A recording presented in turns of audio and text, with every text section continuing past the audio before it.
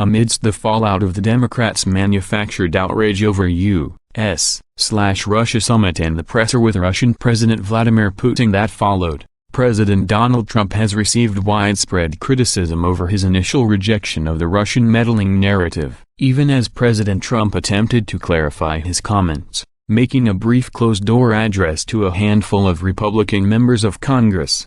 The Washington political despots are still not satisfied. Nothing less than total and complete capitulation is acceptable. There will be no deviation, so says the likes of Sen. Chuck Schumer, NYD, and Sen. Nancy Pelosi, California D., who held their own press conference, demanding the release of any and all notes taken during the private meeting held between President Trump and Putin. Where are the notes from that meeting? The New York Democrat asked on the Senate floor Tuesday. What did the president agree to? Can we have the translator come in and testify? Was Secretary of State Pompeo briefed afterward on what happened? Did he take notes? Were any other members of the president's team? The notes need to be turned over to Congress immediately. We need to know this because as frightening and damaging as the president's comments were to the public in Helsinki, what he said behind closed doors is in all likelihood even worse, he added. Schumer seemed highly agitated about President Trump's supposed coziness with the Russian leader.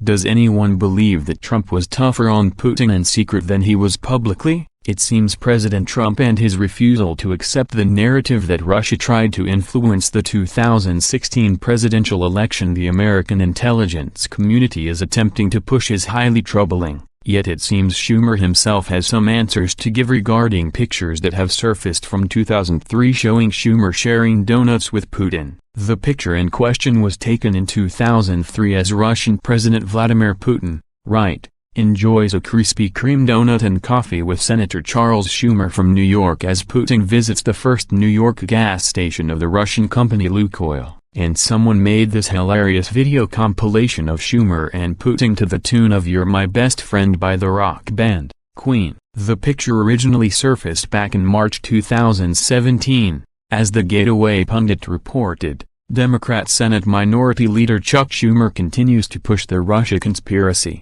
But it was Schumer who met with Putin in New York City, not Trump. Yet Schumer continues to attempt to dismiss the picture as something perfectly rational, while he projects onto President Trump all manner of crimes in connection with Russia. And Schumer still has not provided an explanation not concocted from public relations or the Hillary Clinton herself. Zero Hedge reports the U.S. Democratic Party is determined to take the world to thermonuclear war rather than to admit that Hillary Clinton lost the presidential election fair and square. The Democratic Party was totally corrupted by the Clinton regime, and now it is totally insane. Leaders of the Democratic Party, such as Nancy Pelosi and Chuck Schumer, my former co-author in the New York Times, have responded in a non-democratic way to the first step President Trump has taken to reduce the extremely dangerous tensions with Russia that the Clinton, George W. Bush, and Obama regimes created between the two superpowers. Yes, Russia is a superpower. Russian weapons are so superior to the junk produced by the waste-filled U.S. military security complex that lives high off the hog on the insouciant American taxpayer that it is questionable if the U.S. is even a second-class military power. If the insane neoconservatives, such as Max Boot, William Kristol, and the rest of the neocon scum get their way, the U.S., the U.K., and Europe will be a radioactive ruin for thousands of years. House Democratic Leader Nancy Pelosi, California, Minority Leader of the U.S. House of Representatives, declared that out of fear of some undefined retribution from Putin, a dossier on Trump perhaps, the President of the United States sold out the American people to Russia because he wants to make peace. It begs the question, what does Vladimir Putin, what do the Russians have on Donald Trump, personally, politically and financially that he should behave in such a manner? The such a manner Pelosi is speaking about is making peace instead of war. To be clear,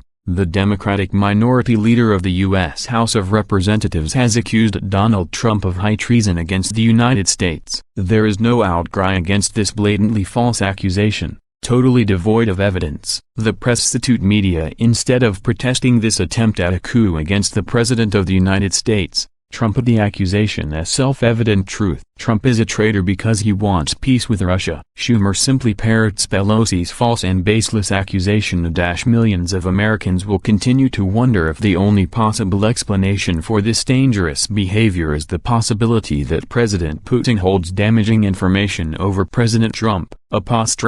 Just to review, boys and girls, the word of the day is treason, strictly defined as the crime of betraying one's country, especially by attempting to kill the sovereign or overthrow the government. This is synonymous with treachery, disloyalty, betrayal, or faithlessness. Treason is selling Putin our uranium. Treason is purchasing a fraudulent dossier which was connected to the Kremlin. Treason is giving billions of dollars to Iran. Putin from today's summit: I was an intelligence officer myself, and I know how dossiers are made up, suggesting the Steele dossier was fake. Got that? Good. Glad we cleared that up.